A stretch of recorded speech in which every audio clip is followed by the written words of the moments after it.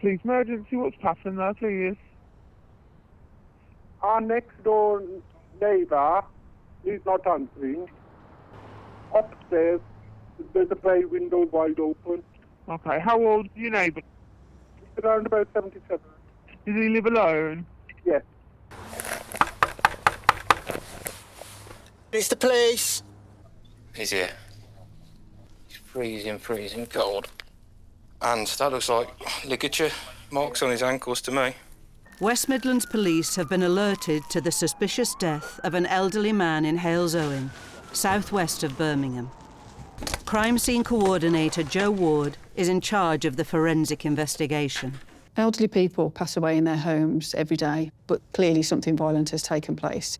We need to now find the forensic evidence to tell us what exactly happened in that room. And then you've got a pair of scissors and then a knife on the floor. It looks like there's blood on the carpet. There's a lot of paperwork that has been kind of thrown around on the floor, bank statements and things like that. The scene itself suggests to me it may have been a burglary that's gone wrong, but what the poor gentleman must have gone through prior to his death, it doesn't even bear thinking about. And this is how he was found, with his hands in an unusual position behind his back. Found untied, but the indentations in his wrists and his ankles seem to suggest he's been tied up for a long time.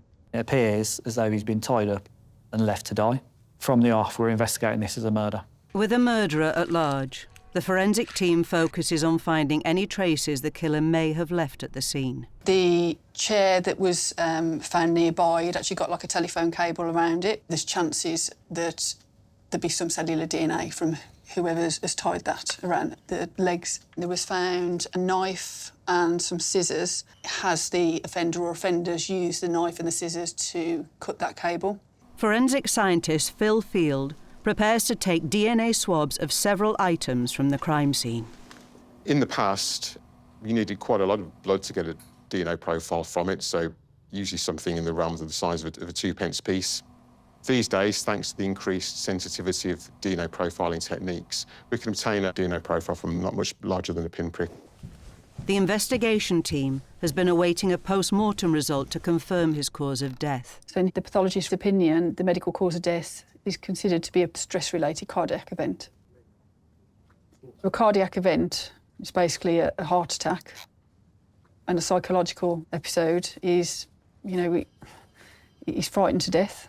For me personally, someone in your home is frightening enough, but for an elderly gentleman, he must have really been petrified and in fear of his life.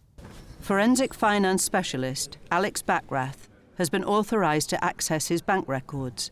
So the deceased gentleman was found on the 15th. 212 individual transactions over a 5-day period. In my opinion, these aren't the spending habits of a 78-year-old man. They are very erratic, transaction after transaction. At the crime scene, there is bank statements on the floor strewn about the place. So I think that over this period, that card's been in the offender's hand and the offence itself happened further back than we originally anticipated. It's become clear his bank card has been in the hands of someone else. If we can identify where the victim's normal account usage ends and what we believe is the offender's usage starts, it really narrows down that time frame for when the offence happened. It looks like I've found the final legitimate transaction. It's a purchase at his local Asda on the 2nd, and I believe the first suspicious transaction carried out by the offender is from the Co-op at just after 6 o'clock in the morning on the 3rd of November. I'm now watching the CCTV from the transaction on the 3rd of November at about 5:30 in the morning. And I can see a male at the cash machine. So this is our burglar.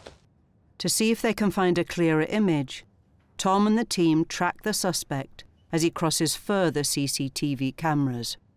And this is the number 9 bus pulling up at a bus stop. And he goes upstairs on the bus.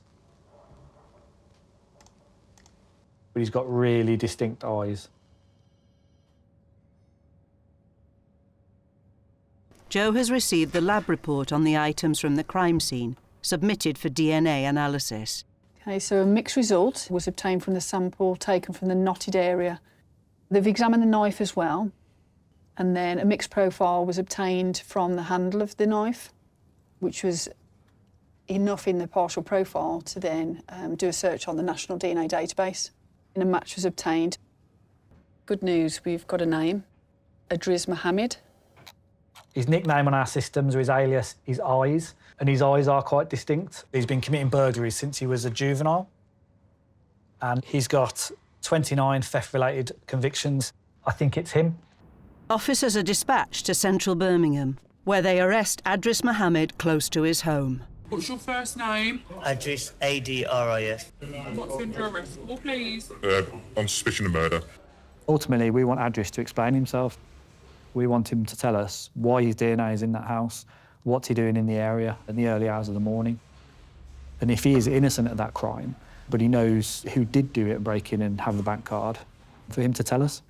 Blood staining was found on one side of the knife, and on the handle of the knife was found your DNA. No comment. The verdict turns on how the judge and the jury interpret the evidence for Adris. Was it intentional, a murder, or was it manslaughter or a burglary that went wrong?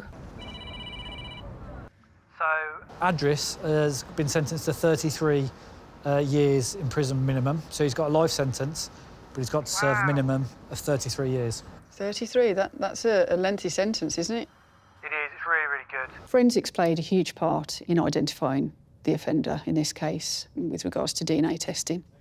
And if he did try and put us off the scent by moving the body, untying him, distributing the bank cards, he did a real poor job.